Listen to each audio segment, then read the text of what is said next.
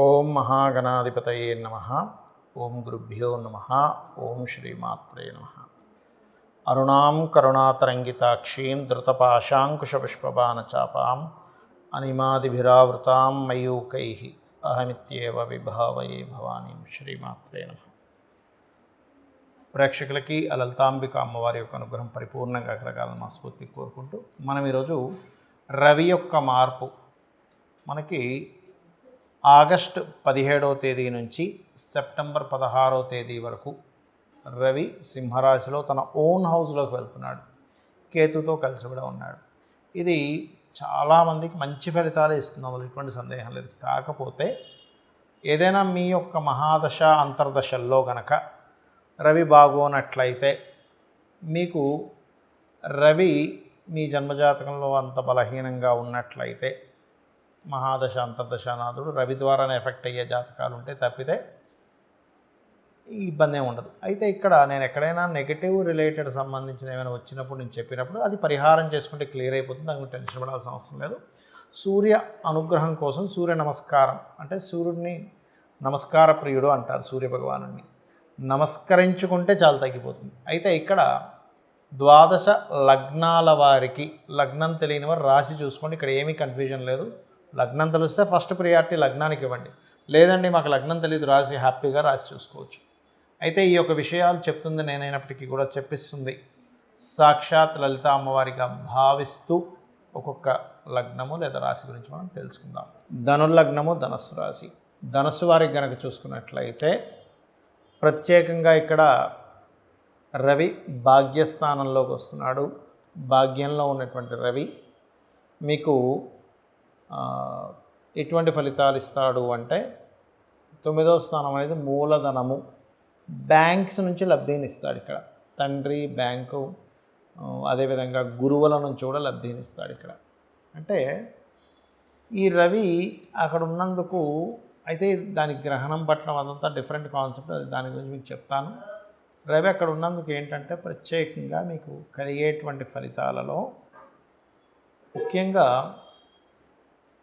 ఒకటి హైయర్ ఎడ్యుకేషన్కి చాలా తోడ్పడతాడండి. అక్కడ ఉన్నత విద్యల కోసం, అందులో ముఖ్యంగా మెడికల్ రంగాలకు సంబంధించిన, ఆరోగ్యానికి సంబంధించిన, అది యోగా కావచ్చు, లేనట్లయితే న్యూట్రిషన్స్ కావచ్చు, ఇటువంటి వాటికి చాలా చాలా యోగ్యం ఉంటుంది అక్కడ.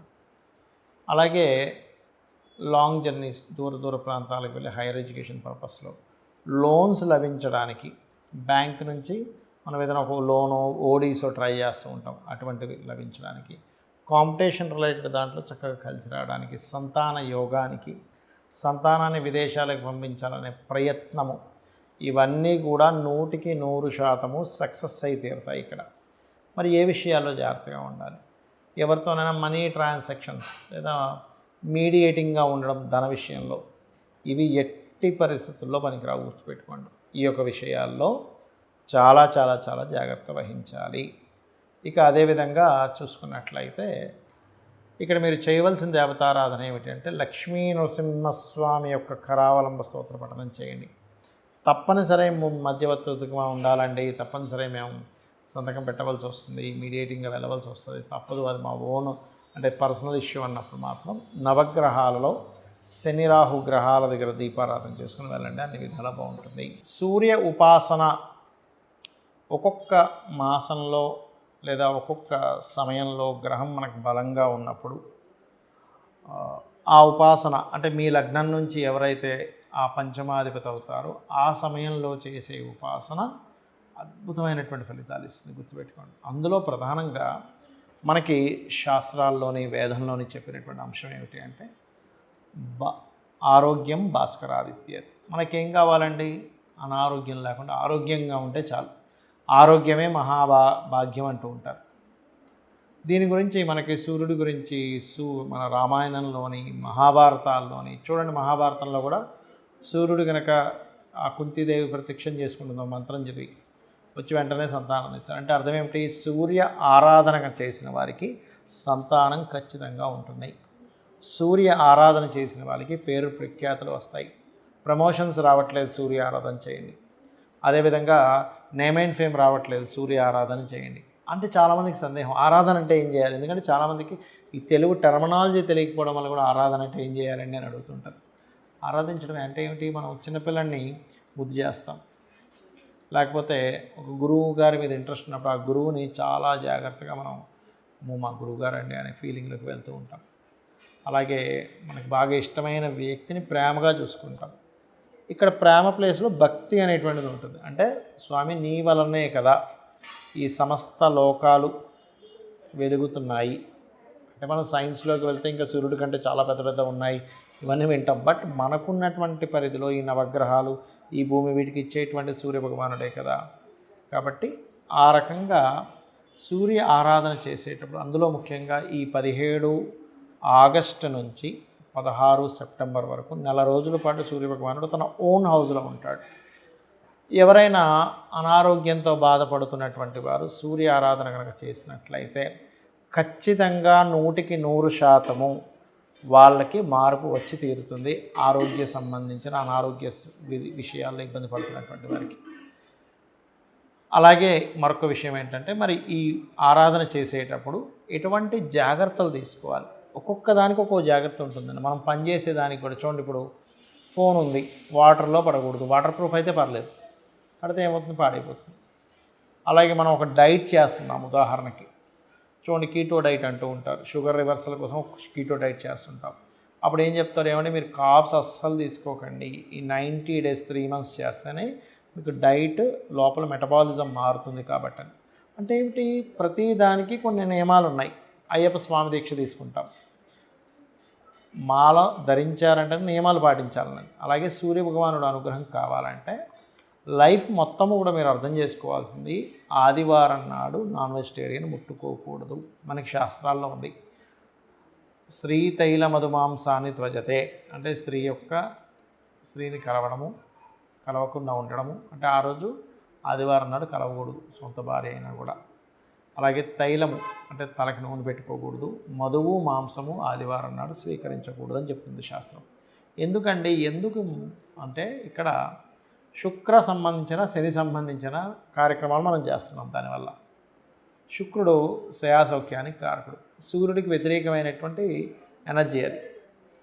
నూనె శనికి సంబంధించింది, మధువు మాంసం కూడా శనికి సంబంధించినవి. వధ కదండి, మాంసం తింటున్నాం అంటే ఏమిటి, అక్కడ ఒక ప్రాణిని చంపేసి తింటున్నాం. కాబట్టి మధు అంటే ఒక మత్తు ఎక్కించేది, సూర్యుడేమో వెలుగు కారకుడు. అంటే నువ్వు డిఫరెంట్ ఎనర్జీస్లోకి వెళ్ళినప్పుడు ఈ ఎనర్జీ నీకు సపోర్ట్ చేయదు. ఎలా అయితే మనం పథ్యం చేయాలంటారు, కొన్ని ఆయుర్వేదంలో ఉంటుంది, మీరు ఇవి తినకండి, ఈ వంకాయ తినకండి, ఈ ఆలుగడ్డ తినకండి, ఇది ఆ ఔషధం వాడేటువంటి వారికి. ఆ రకంగా కనుక మీరు చూసుకున్నట్లయితే అప్పుడు మీరు ఈ జాగ్రత్తలు తీసుకోవాలి. అయితే ఈ 30 రోజులు కూడా బ్రహ్మచర్యం పాటించడము, అదేవిధంగా ఎవరైతే సూర్య ఉపాసన చేస్తుంటారో వాళ్ళు ప్రత్యేకంగా నాన్ వెజిటేరియన్ తినకుండా ఉండడం, మరియు మధు తీసుకోకుండా ఉండడం చెయ్యాలి. ముఖ్యంగా ఈ నెల రోజుల పాటు మీరు అంటే సూర్యుడిని ఆరాధించాలనుకుంటున్నానండి, పేరు ప్రఖ్యాతలు రావట్లేదు, ప్రమోషన్స్ రావట్లేదు, లేనట్లయితే మాకు, ఎందుకంటే సూర్యుడు ఒక్కొక్క రాశిలో ఇచ్చే ఫలితానికి తన ఓన్ హౌస్లో ఉన్నప్పుడు ఇచ్చే ఫలితం చాలా అద్భుతంగా ఉంటుందండి. మీరు చూడండి, ఇది గోచార పరంగా కూడా ఎలా పనిచేస్తుంది అంటే, మనకి ఇప్పుడు ప్రస్తుతం ఈ సంవత్సరం విశ్వవసునామ సంవత్సరానికి రవి అధిపతి ఆయన ఓన్ హౌస్లోకి వస్తున్నాడు. అంటే రాజకీయ నాయకులకి, రాజకీయ పరంగా, లేనట్లయితే రాజులకి ఒక నేమ్ అండ్ ఫేమ్ రావడానికి, అలాగే కొంతమంది మార్పు చెందడానికి కూడా సహకరిస్తుంది.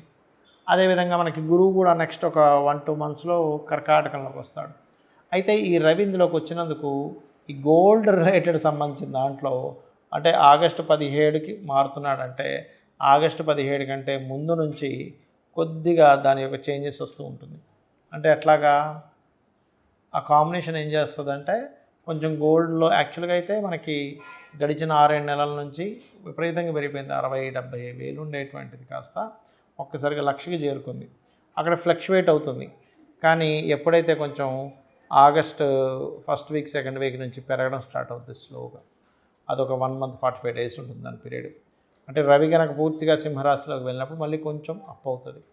మళ్ళీ రవి కనుక కన్యారాశిలోకి వెళ్ళిపోయాడు మళ్ళీ అక్కడ ఆగిపోద్ది. కాబట్టి ఒక రకంగా చూస్తే కనుక సంవత్సరంన్నర పాటు ఒక ఒక దగ్గర ఆగి ఉంటుందండి. గోల్డ్ గుర్తుపెట్టుకుని ఒక ఆగి ఉంటుంది. కానీ ఈ రవి సింహరాశిలోకి ఎంటర్ అయినప్పుడు కొద్దిగా దాని ఇది పెరుగుతుంది. అదేవిధంగా కర్కాటకంలో గురువు వస్తున్నాడు. సిల్వర్ రేట్ బ్రహ్మాండంగా పెరుగుతుంది అక్టోబర్ నవంబర్ మాసాల్లో. కుజుడు తన భూతత్వ గ్రహమైనటువంటి కుజుడు భూతత్వ రాశిలోకి ఎంటర్ అయ్యాడు. కాబట్టి ఇక్కడ ల్యాండ్ రేట్స్ పెరుగుతాయి. అపార్ట్మెంట్స్ ఇవి కాదు, ల్యాండ్ రేట్స్ బాగా పెరుగుతాయి.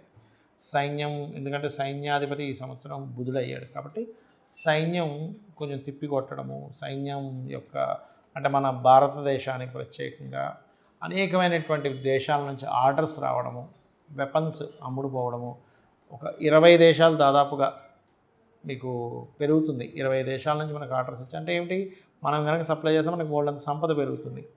కాబట్టి ఆ కీర్తి సంపద దేశవ్యాప్తంగా కూడా వస్తుంది. ఈ గ్రహాల మార్పు వల్ల మీరు గనక ఈ సూర్యోపాసన కనుక చేసుకోగలిగితే ఖచ్చితంగా మీకు కూడా సూర్య అనుగ్రహం, అమ్మవారి అనుగ్రహం కలుగుతుంది. కలగాలని మనస్ఫూర్తి కోరుకుంటున్నా. శ్రీమాత్రే నమః.